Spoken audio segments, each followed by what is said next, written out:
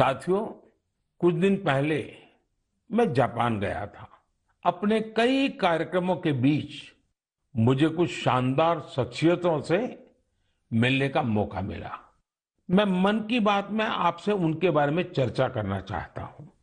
वे लोग हैं तो जापान के, लेकिन भारत के प्रति इनमें गजब का लगाव और प्रेम है। इनमें से एक है हिरोशी कोइके जी, जो एक जाने माने आर्ट डायरेक्टर है। आपको ये जानकर बहुत ही खुशी होगी कि इन्होंने महाभारत प्रोजेक्ट को डायरेक्ट किया है। इस प्रोजेक्ट की शुरुआत कंबोडिया में हुई थी और पिछले 9 सालों से ये निरंतर जारी है। हिरोशी कोइके जी हर काम बहुत ही अलग तरीके से करते हैं।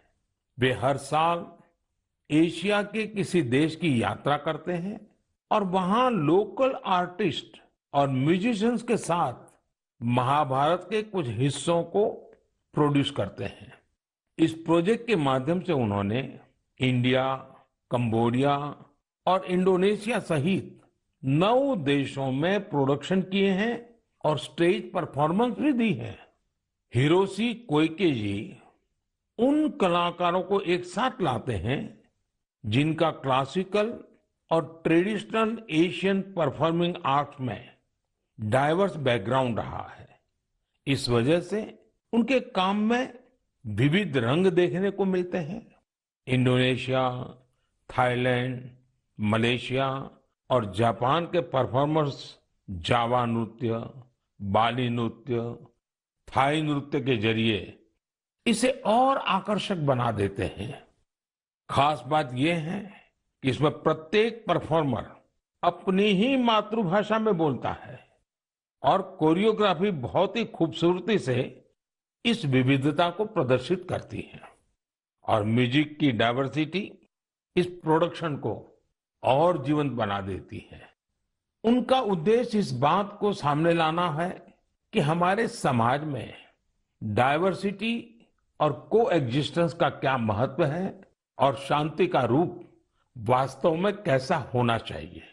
इनके अलावा मैं जापान में जिन अन्य 2 लोगों से मिला वे हैं आत्सुशी मात्सुओ जी और केंजी योशी जी। ये दोनों ही टेम प्रोडक्शन कंपनी से जुड़े हैं। इस कंपनी का संबंध रामायण की उस जापानीज एनिमेशन फिल्म से है जो 1993 में रिलीज हुई थी। यह प्रोजेक्ट जापान के बहुत ही मशहूर फिल्म डायरेक्टर युगो साकोजी से जुड़ा हुआ था।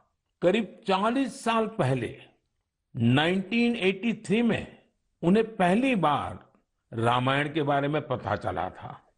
रामायण उनके हृदय को छू गई, जिसके बाद उन्होंने इस पर गहराई से रिसर्च शुरू कर दी।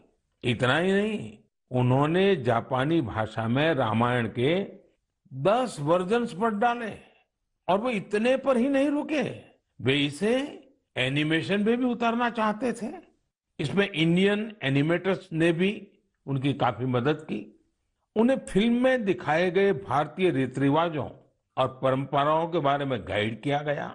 उन्हें बताया गया कि भारत में लोग धोती कैसे पहनते हैं, साड़ी कैसे पहनते हैं, बाल कैसे बनाते हैं, बच्चे परिवार के अंदर एक दूसरे का मान सम्मान कैसे करते हैं, आशीर्वाद की परंपरा क्या होती है, प्रातः उठ करके अपने घर के जो सीनियर है उनको प्रणाम करना, उनके आशीर्वाद लेना, ये सारी बातें अब 30 सालों के बाद यह एनिमेशन फिल्म फिर से 4K में रीमास्टर की जा रही है। इस प्रोजेक्ट के जल्द ही पूरा होने की संभावना है। हमसे हजारों किलोमीटर दूर जापान में बैठे लोग जो न हमारी भाषा जानते हैं, जो न हमारी परंपराओं के बारे में उतना जानते हैं, उनका हमारी संस्कृति के लिए समर्पण, ये श्रद्धा, ये आदर बहुत ही प्रशंसनीय है। कौन हिंदुस्तानी इस पर गर्व नहीं करेगा। मेरे प्यारे देशवासियों, स्व से ऊपर उठकर समाज की सेवा का मंत्र सेल्फ फॉर सोसाइटी का मंत्र हमारे संस्कारों का हिस्सा है। हमारे देश में अनगिनत लोग इस मंत्र को अपना जीवन ध्येय बनाए हुए हैं। मुझे आंध्र प्रदेश में मरकापुरम में रहने वाले एक साथी राम भूपाल रेड्डी जी के बारे में जानकारी मिली है। आप जानकर हैरान रह जाएंगे कि राम भूपाल रेड्डी जी ने रिटायरमेंट के बाद मिलने वाली अपनी सारी कमाई बेटियों की शिक्षा के लिए दान कर दी है। उन्होंने करीब करीब 100 बेटियों के लिए सुकन्या समृद्धि योजना के तहत खाते खुलवाए और उसमें अपने 25 लाख से ज्यादा रुपए जमा करवा दिए। ऐसे ही सेवा का एक और उदाहरण यूपी में आगरा के कचौरे गांव का है। काफी साल से इस गांव में मीठे पानी की किल्लत थी।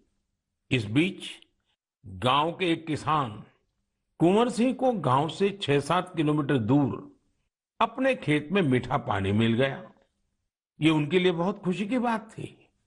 उन्होंने सोचा क्यों न इस पानी से बाकी सभी गांववासियों की भी सेवा की जाए। लेकिन खेत से गांव तक पानी ले जाने के लिए 30-32 लाख रुपए चाहिए थे। कुछ समय बाद कुंवर सिंह के छोटे भाई श्याम सिंह सेना से रिटायर होकर गांव आए तो उन्हें ये बात पता चली। उन्होंने रिटायरमेंट पर मिली अपनी सारी धनराशि इस काम के लिए सौंप दी और खेत से गांव तक पाइपलाइन बिछाकर गांव वालों के लिए मीठा पानी पहुंचाया। अगर लगन हो, अपने कर्तव्यों के प्रति गंभीरता हो, तो एक व्यक्ति भी कैसे पूरे समाज का भविष्य बदल सकता है, ये प्रयास इसकी बड़ी प्रेरणा है।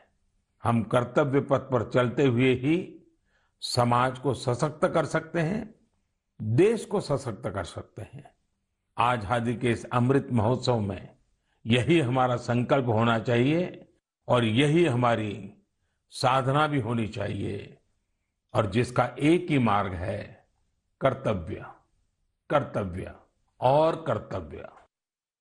मेरे प्यारे देशवासियों, आज मन की बात में हमने समाज से जुड़े कई महत्वपूर्ण विषयों पर चर्चा की। आप सब अलग अलग विषयों से जुड़े महत्वपूर्ण सुझाव मुझे भेजते हैं और उन्हीं के आधार पर हमारी चर्चा आगे बढ़ती है। मन की बात के अगले संस्करण के लिए अपने सुझाव भेजना भी मत भूलिएगा। इस समय आजादी के अमृत महोत्सव से जुड़े जो कार्यक्रम चल रहे हैं, जिन आयोजन में आप शामिल हो रहे हैं, उनके बारे में भी मुझे जरूर बताइए। नमो ऐप और माय गॉव पर मुझे आपके सुझावों का इंतजार रहेगा। अगली बार हम एक बार फिर मिलेंगे, फिर से देशवासियों से जुड़े ऐसे ही विषयों पर बातें करेंगे। आप अपना ख्याल रखिए और अपने आसपास सभी जीव जंतुओं का भी ख्याल रखिए। गर्मियों के इस मौसम में आप पशु पक्षियों के लिए खाना पानी देने का अपना मानवीय दायित्व भी निभाते रहें, ये जरूर याद रखिएगा। तब तक के लिए बहुत बहुत धन्यवाद।